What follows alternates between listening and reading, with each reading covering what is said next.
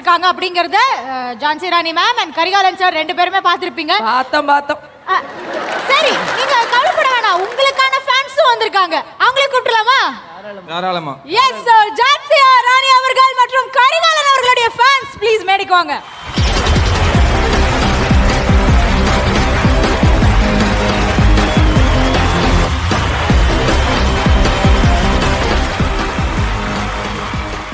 எல்லாருமே ஜான்சி ராணி அவர்களை வந்து சப்போர்ட் பண்ண வந்திருக்கீங்க. நீங்க பேசுங்க. கரிகாலன் சார், சொல்லுங்க. நீங்க எத்தனை கல்யாணம் பண்ணலாம்னு நினைச்சிட்டு இருக்கீங்க? நான் வந்து ஒரே ஒரு கல்யாணம் தான் பண்ணேன். ஆனால் அந்த கல்யாணம் யார் கண்ணு பட்டுச்சுன்னு தெரில.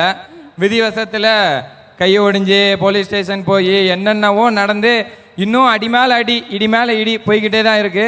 நீங்க சொல்லுங்க, நான் எத்தனை கல்யாணம் பண்ணணும்? ஒரு கணவனுக்கு ஒரு மனைவி தான் சொல்லுவாங்க. நீங்க வந்து ரொம்ப சின்ன பொண்ணு தர்ஷினி, அந்த பொண்ணை போய் மேரேஜ் பண்ணணும், நியாயமா? இல்லை, மாமாவோட சொல்லுக்கு கட்டுப்பட்ட மாப்பிள்ளை அப்படிங்கிறதுனால மாமாவோட குடும்ப கௌரவம், அவருக்கு இருக்கிற ஒரு செல்வாக்கு, அவர் இப்போ எலெக்ஷன்லலாம் நிற்கிறாரு, சேர்மன்லாம் ஆகணும்ல. அந்த நேரத்தில் மாமா பேச்சை மீறி மருமக வீட்டை விட்டு வெளில போனேன் அப்படின்னு சொன்னா குடும்ப கௌரவம் என்ன ஆகுறது? இடிதாங்கியா கல்யாணம் பண்ணிக்குவீங்களா? யாரு குழந்தை? இல்ல பண்ண போறது இல்ல. நம்ம வந்து பண்ணக்கூடாது. யார் பண்ண போறேன்னா நாம பண்ண போறதே கிடையாது. நம்ம எவ்வளவு நல்லவன் அப்படிங்கறது நம்ம மக்களுக்கு தெரியும். என்ன மக்களே? ஜான்சி ராணி பாருங்க, இப்ப வாங்க, நீங்க வாங்க. எஸ் சரி, ஜான்சி ராணி அவங்ககிட்ட என்ன பேசணுமா நீங்க பேசுங்கம்மா. நீங்க கலக்கி கொடுக்குறீங்க, அதோட வச்சுக்கணும். அதை விட்டுட்டு பையனுக்கு கெட்டதெல்லாம் சொல்லி கொடுத்து வச்சிருக்கீங்க. 17 வயசு பொண்ணை கல்யாணம் பண்ணுன்றீங்களா? நியாயங்களா?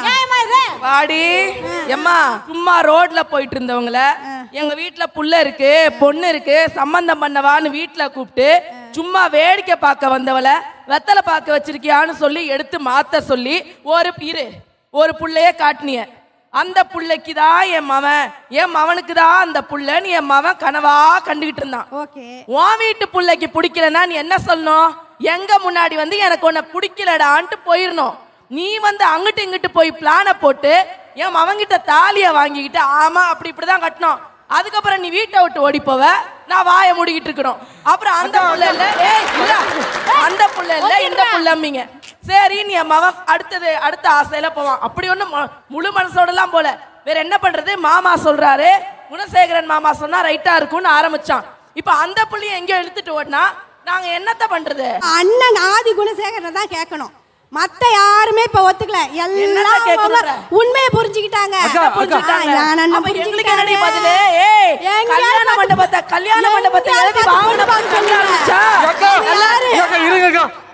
என்ன வேலைக்கா பாக்குறீங்க? நாங்க சமைச்சு போடுறேங்க. கஞ்சி காய்ச்சிடுவேன், அதான் சொன்னேன். புரியுதுக்கா அக்கா, நீங்க பேசுங்கக்கா. என்னமோ கேட்கணும், நீங்க பேசுறதெல்லாம் தப்புதான். என்ன பண்ணுவ? அப்படிதான் பேசுவேன். என்ன பண்ணுவ? சண்டைக்கு வருவோம். சண்டை போடு. சரி வா, சண்டை போடலாம். சண்டை போடலாம். வாங்க. வில்லியா இருந்தாலும் உங்க கேரக்டர் எனக்கு ரொம்ப பிடிக்கும். ரொம்ப பிடிக்குமா? சமாதானம் ஆயிட்டாங்க. பேசி ஜெயிக்க முடியாதுன்னு சமாதானம் ஆயிட்டாங்க. Thank you so much. அக்கா, எல்லாத்துக்கும் ஒரு நியாயம் கிடைக்கும்க்கா, கவலைப்படாத நீ. ஞானம் வேணும். இந்த சமயத்துல குணசேகரன் குடும்பத்துல இருந்து ஞானம் அவர்களை கூப்பிடலாம். வாங்க ஞானம் ப்ளீஸ்.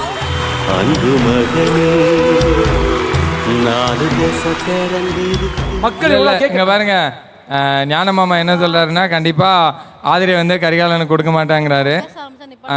ரேணுகாக்காவோட ஞான மாமாவாவது சந்தோஷமா வாழ்ந்தா சந்தோஷம். அந்த குடும்பத்துல